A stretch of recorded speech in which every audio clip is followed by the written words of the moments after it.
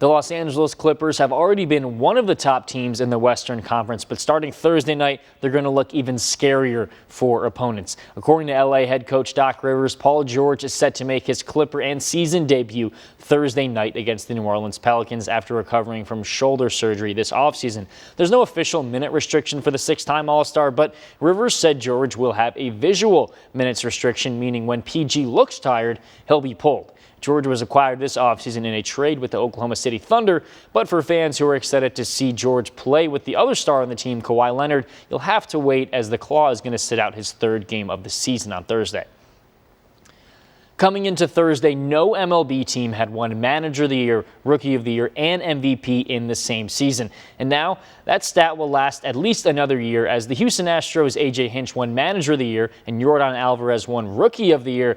But Alex Bregman came in second to, you guessed it, Mike Trout in the AL MVP voting. It was close with the Angels outfielder receiving just 17 of the 31st place votes and Bregman getting the other 13. Trout is now the third three-time MVP ever and was able to win this one despite having missed over a month from foot surgery. Even with only playing just 134 games this season, the now 28-year-old outfielder hit a career 45 home runs in 2019. Imagine your kid is singing the national anthem for an NBA game and you aren't even allowed in the arena. That was the harsh reality for Gisela Ben-Sradi Tuesday night at a Denver Nuggets basketball game. Ben-Sradi was wearing a hijab and said that a guard told her to take that thing off my head at the Pepsi Center. Ben-Sradi informed the guard that it was for religious purposes, but that the guard just did not care.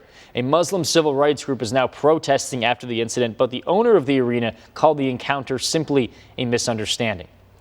Cleveland Browns defensive end Myles Garrett is not being investigated by Cleveland police after striking Pittsburgh Steelers quarterback Mason Rudolph in the head with a helmet.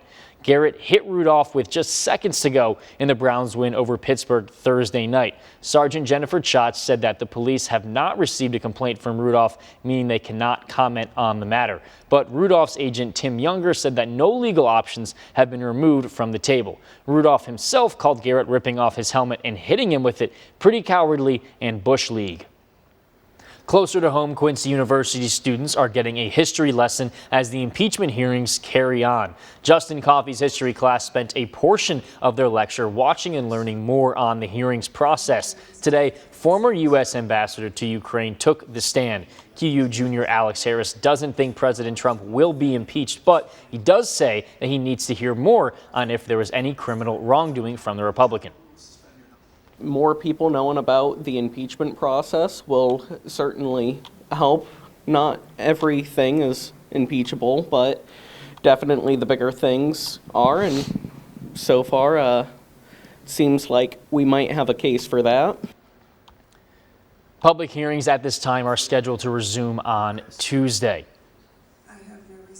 Thousands of hunters will flock to Missouri this weekend, hoping to get their best shot and bring home a deer. Hundreds of hunters filled Missouri highways on Friday, traveling to their destination spot. The fall hunting season also packs a big bang for Butch's Sports World. With firearms season opening on Saturday, the retailer's hottest item right now, it's ammunition.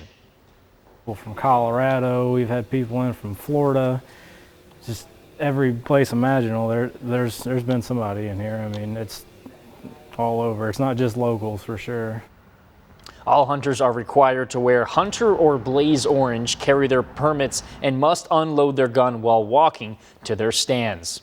And new at 10 and happening tonight, it's the Action Program finale at the Kroc Center in Quincy. Action stands for Adams County Taking Initiative on Obesity Now. It's a program designed to encourage, educate, and motivate residents to embrace and live a healthier lifestyle. Here's a breakdown by the numbers. 185 participants completed the program this year. That's a 35.4% retention rate. 77% were female, 23% male. The group as a whole lost a whopping total of 611 pounds, or an average of 3.3 pounds per person.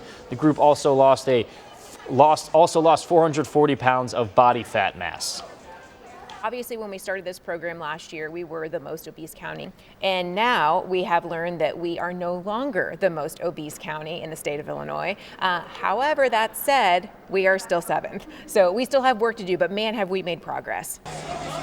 KHQA is a proud sponsor of the Action program, along with Blessing Health Services, Quincy Medical Group, and several other local businesses committed to a healthier Adams County. Congratulations to everyone who made the commitment towards a healthy lifestyle. And speaking of healthy living, the holidays can often throw a wrench in your diet, as many tend to eat a lot of food that may not be the healthiest for us. Jem Camps, a registered dietitian at Blessing Wellness Center, shared 4 healthy recipes to help us through the holidays, and she urges parents to let their kids help out in the kitchen. Camps made a turkey-shaped fruit plate with help from 9-year-old Ramsey. She also made pecan pie bites, pumpkin pie in a cup, and healthy stuffing. You can find all these healthy holiday recipes right now on KHQA.com.